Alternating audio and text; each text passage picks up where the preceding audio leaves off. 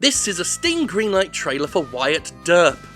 Fucking brilliant name. It's from everybody's favourite cowboys, Digital Homicide.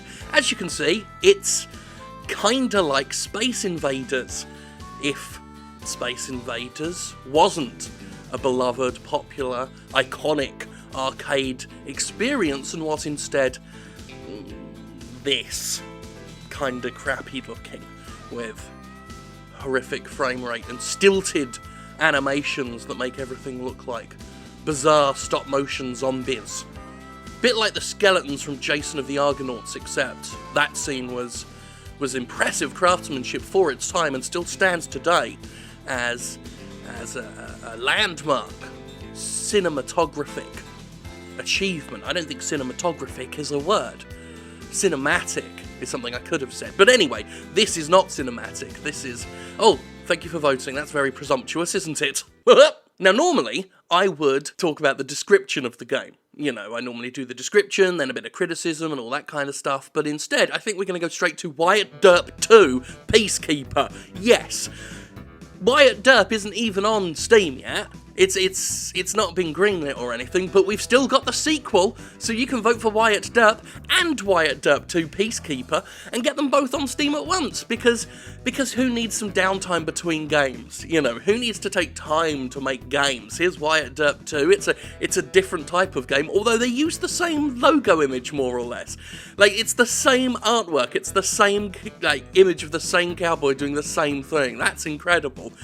We could also talk about Decimation of Olerath. This is a game in which you're some sort of space octopus. It looks very visually obnoxious. It doesn't... I don't think I could play that for more than 5 minutes. It doesn't look very nice at all, does it? Actually, let's just take a look at the fact that Digital Homicide currently has 18 games on Steam Greenlight, all of which were spewed up in a very short period of time, like practically at once. Not all at the exact same time, and not all at the exact same day, but within close enough proximity for you to more or less say, like, they shat this up at once. All the old favourites that we've covered in previous episodes are here. We've got Operation Vile Strike, Coastal Carnage, Bombing Run, Assault on Orion 7. Some of these we've given Best of Steam Greenlight video coverage to. Some of these were featured on the last Jimquisition I did, where I just laid bare Digital Homicide's rather sordid history on Steam.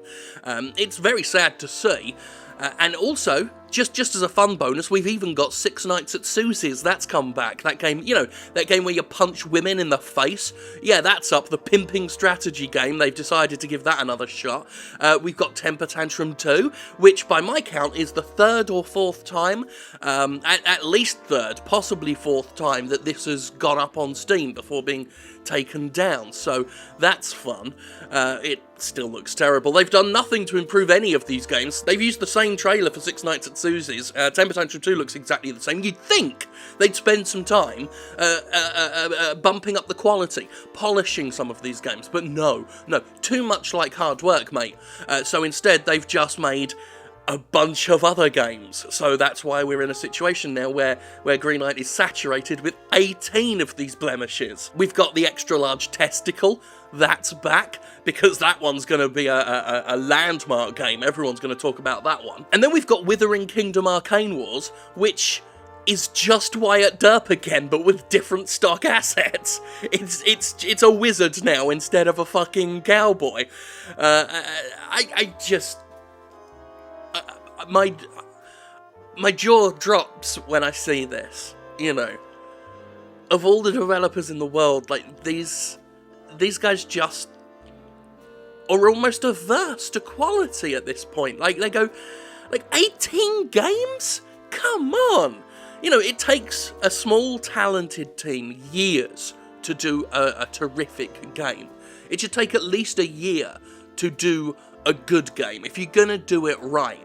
But I don't know if it's incompetence or at this point just sheer bullheaded unwillingness. But there's something about these guys where they just won't take the time to make a decent game, and it's sad. It's honestly sad at this point, you know. I was kind of cheered and happy when I saw their last game that went up on Steam, that I covered, and it seemed to have had some effort put into it. And I fully said that out loud. You know, I was happy to see that. Nothing would make me happier than seeing Digital Homicide come out with a game that's on par with Dust and Elysian Tale or something like that, you know?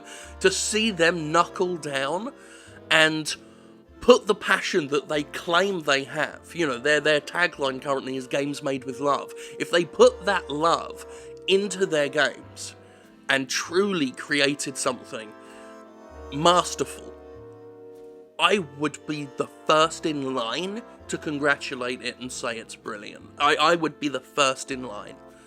Because I love a story like that. Nothing like a good retribution story, you know? A good reversal of fortune. But I don't think we're gonna get it, are we? Not when they're putting 18 games on Steam Green. 18! Fucking hell.